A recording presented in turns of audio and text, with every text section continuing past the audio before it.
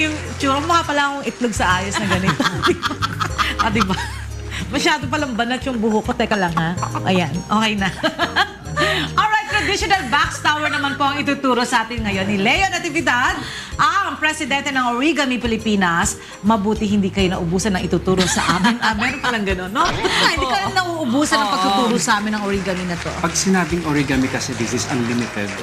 So from the traditional, you can innovate and then you can create your own design. Okay. Ayan. So this Umpisahan na morning, natin. anong ituturo mo naman sa amin ngayon, Leo? Ito po yung traditional box tower wherein pwede nating ilagay dito ang ating mga abubot just to... Meron palang ano Yes. to. Yes, ma'am. Okay. So, Pero pwede ka- partner, gaya last week, siya na lang ang paggawain natin Oo. para hindi masyadong matagal at ububos ng oras. Nakakatuwa box. Pwede ka rin gumawa ng bayong?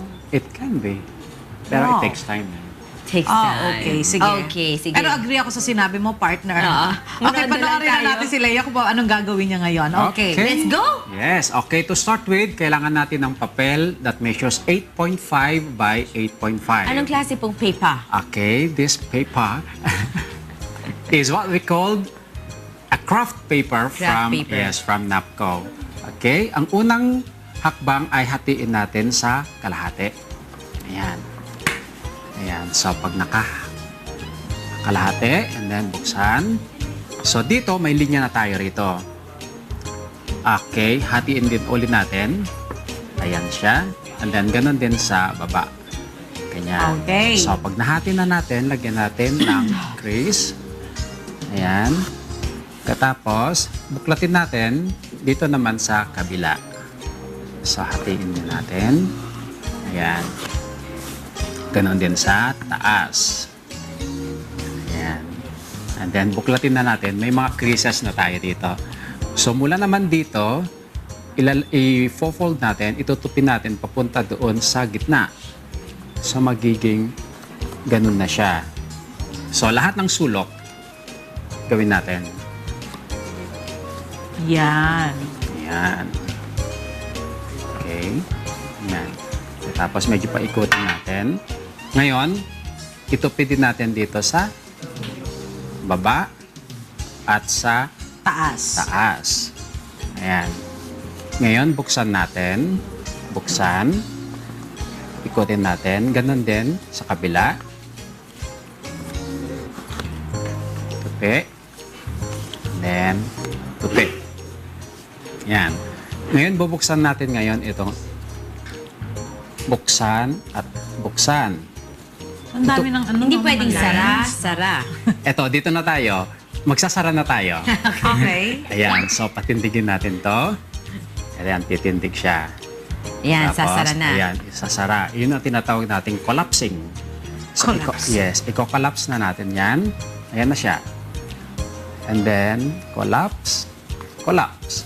Wow, ang galing naman. So, ganun din sa kabila. Okay. Magiging box na siya. Yes. Oh. Collapse, collapse, and then Ay, ang lock. galing! Ayan na. Ayan na po siya.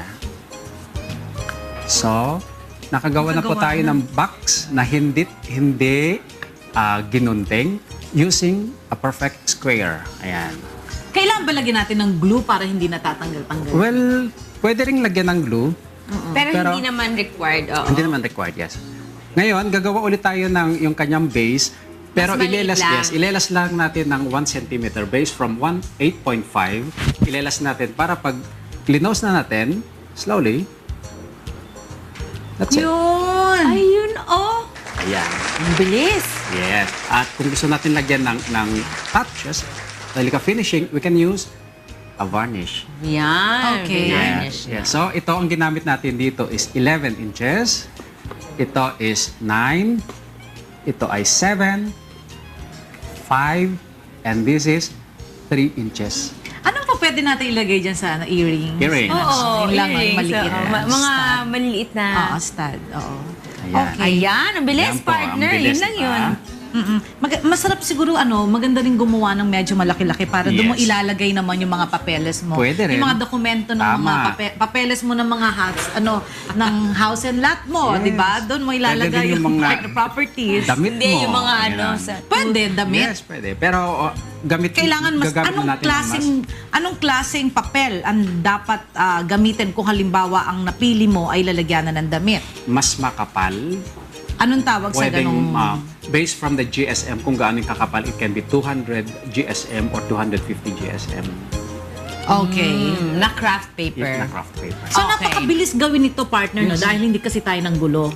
Pero kung kasama niya tayo sa paggawa nito, sigurado hindi pa tayo tapos nito. Mabilis lang talaga, partner, kasi hindi tayo sumasali.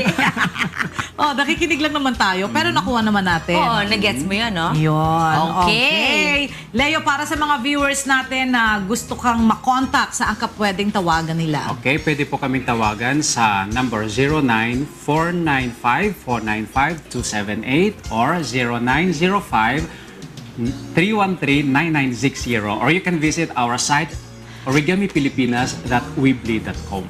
Alright! Okay, thank you so much again. And- Kaya wag po kayo mag-aalis. Dahil babalik po ang Rise and shine!